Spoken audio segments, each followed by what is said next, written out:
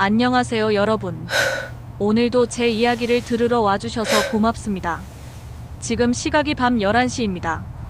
대부분의 분들은 잠자리에 들 시간이겠지만 저는 아직 잠들기가 어려워요. 매일 밤 이 시간이 되면 침실로 들어가면서 마음이 무거워지거든요. 왜냐하면 제 옆자리에 놓인 베개를 봐야 하기 때문이에요. 비어있는 베개를. 벌써 3년째입니다. 49년을 함께 잠들고 함께 깨어나던 그 사람이 세상을 떠난 지 말이에요. 하지만 저는 아직도 그 베개를 치우지 못하고 있어요. 사람들은 물어요. 이제 그만 정리하는 게 어때요? 너무 매달리지 마세요. 하지만 여러분은 알까요? 49년 동안 함께 사용했던 베개에 얼마나 많은 이야기가 담겨 있는지. 오늘은 그 베개에 담긴 이야기를 들려드리려고 해요. 웃음과 눈물, 속삭임과 침묵, 꿈과 현실이 모두 담긴 49년간의 사랑 이야기를요. 혹시 여러분도 누군가와 함께 베개를 나누며 살아오신 시간이 있다면 오늘 제 이야기가 그 소중함을 다시 한번 느끼는 시간이 되었으면 좋겠습니다. 1부 첫 번째 밤, 첫 번째 베개. 1975년 5월 18일, 저희 결혼식 날이었어요. 저는 23, 그이는 26이었죠. 요즘 기준으로는 정말 이른 나이에 결혼한 셈이에요. 신혼여행을 다녀와서 새 집에 들어간 첫 밤을 기억해요. 어머님이 혼수로 준비해주신 이불과 베개. 그때는 지금처럼 각자 베개를 쓰는 게 아니라 큰 베개 하나를 둘이 나눠서 베던 시절이었어요. 첫 밤에 얼마나 어색했는지 몰라요. 베개 하나를 두고 서로 눈치를 보면서 제가 너무 많이 차지하는 건 아닌가요? 아니에요. 편하게 주무세요. 그런 대화를 주고받으며 잠들었죠. 그런데 며칠 지나니까 자연스러워지더라고요. 밤에 돌아 누우면서 자연스럽게 상대방을 의식하게 되고 베개 위에서 작은 목소리로 하루 있었던 일들을 이야기하고 오늘 회사에서 이런 일이 있었어요. 시어머님이 이런 말씀을 하시더라고요. 베개 위에서 나누는 그런 소곤소곤한 대화들이 참 좋았어요. 마치 우리만의 비밀스러운 시간 같았거든요. 첫 아이를 가졌을 때도 베개 위에서 이야기했어요. 태명을 뭐로 지을까요? 아들일까요? 딸일까요? 배에 손을 대고 아기에게 말을 걸기도 하고 그 모든 순간이 베개 위에서 이루어졌어요. 아이들이 태어나고 어린 때는 가끔 사이에 끼어서 잤어요. 열이 나거나 무서운 꿈을 꾸면 엄마 아빠 사이로 쏙 들어와서 그러면 우리는 아이를 가운데 두고 양쪽에서 지켜주며 잤죠. 그때도 베개는 하나였어요. 아이 머리 밑에 반쯤 들어가고 우리는 가장자리에 머리를 대고 불편했지만 행복했어요. 세 사람이 함께 꾸는 꿈이 얼마나 따뜻했는지. 2부 세월 속에서 변해간 베개와 변하지 않은 사랑. 시간이 흘러 80년대가 되면서 각자 베개를 쓰기 시작했어요. 그때부터 침대도 더 커졌고 베개도 2개가 되었죠. 하지만 여전히 가까이 붙여서 놓았어요.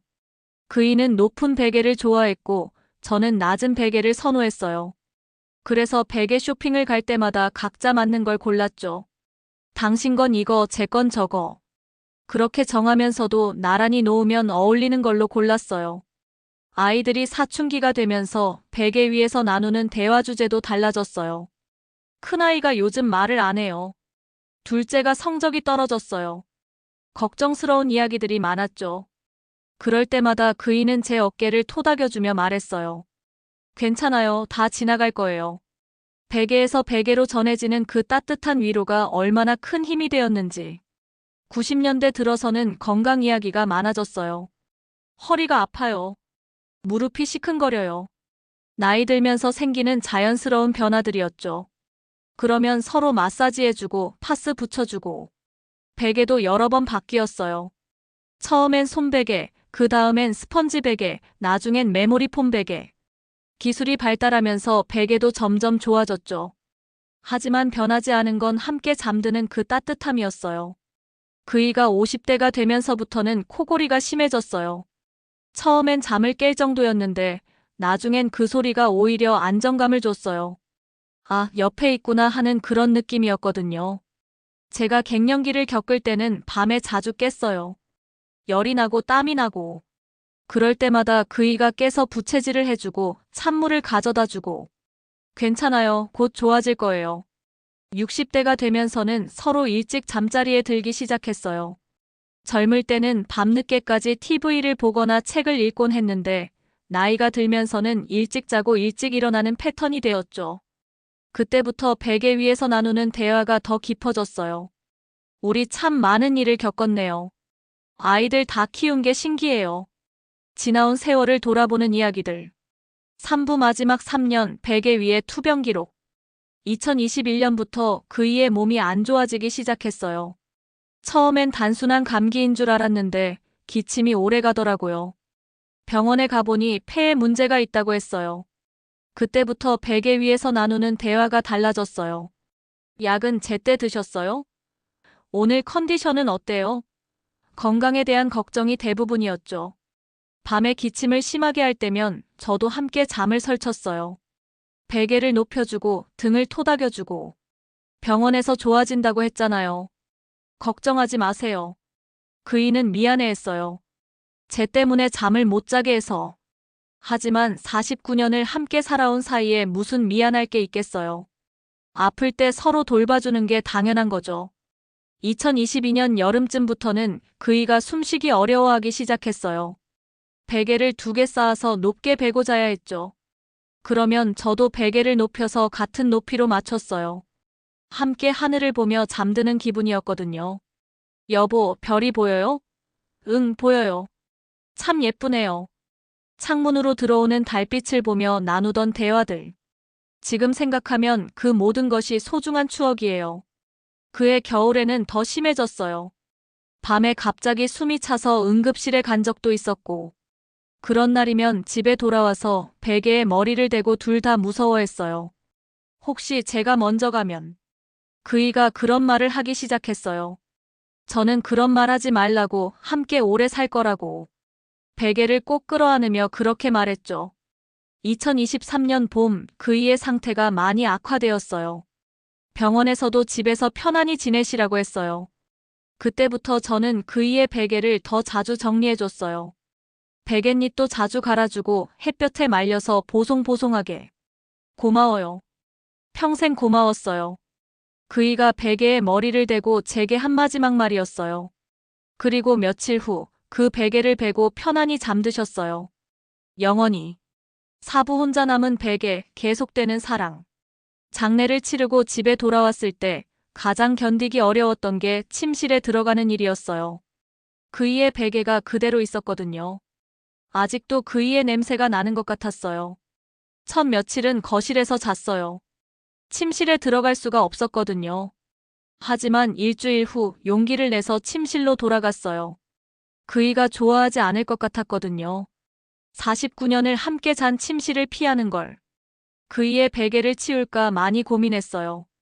아들이 엄마 이제 정리하시는 게 하고 말했지만 저는 그럴 수 없었어요.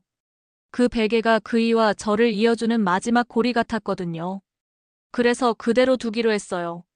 그이의 베개를 매일 정리하고 베갯잎도 갈아주고 마치 그이가 아직 거기 있는 것처럼 돌봤어요. 밤에 잠들기 전에는 그 베개를 바라보며 하루 있었던 일들을 이야기해요. 오늘 큰아들이 전화했어요. 손자가 100점 받았다고 자랑하더라고요. 49년 동안 해왔던 것처럼. 때로는 그 베개를 안고 잠들기도 해요. 그이의 따뜻함이 느껴지는 것 같아서. 물론 진짜는 아니지만 마음이 편해져요.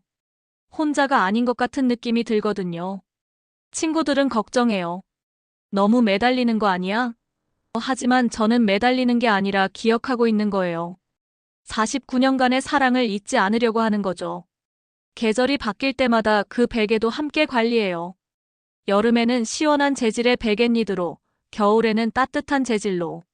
그이가 살아있을 때처럼 계절에 맞춰서 말이에요. 어떤 날은 그 베개에서 그이의 목소리가 들리는 것 같아요. 고생 많았어요. 사랑해요. 걱정하지 마세요. 실제로는 바람 소리이거나 제 마음속 소리이겠지만 그래도 위로가 되어요. 3년이 지난 지금도 그 베개는 제 옆자리에 있어요. 이제는 자연스러운 일상의 일부가 되었어요. 아침에 일어나서 2개의 베개를 정리하고 밤에 잠들기 전에 2개의 베개를 다시 펴놓고 어떤 사람들은 제게 물어요.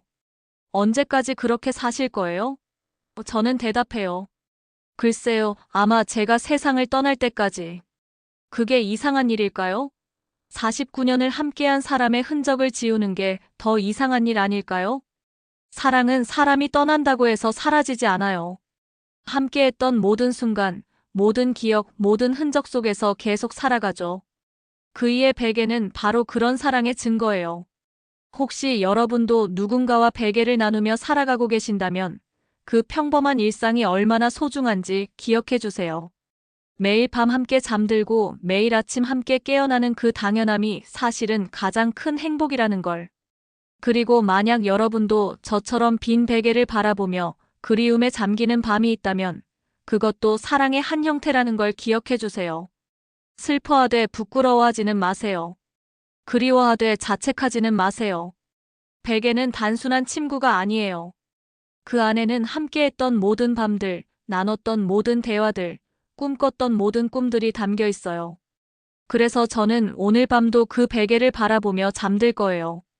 잘 자요, 여보. 좋은 꿈 꾸세요. 49년을 함께했던 그 사람에게, 그리고 앞으로도 함께할 그 사람에게 인사를 건네며 오늘도 긴 이야기 끝까지 들어주셔서 고맙습니다. 여러분도 사랑하는 분과 함께하는 모든 순간을 소중히 여기시며 행복한 꿈 꾸시길 바래요. 다음에 또 뵙겠습니다. 구독과 좋아요는 큰 힘이 됩니다. 안녕히 주무세요.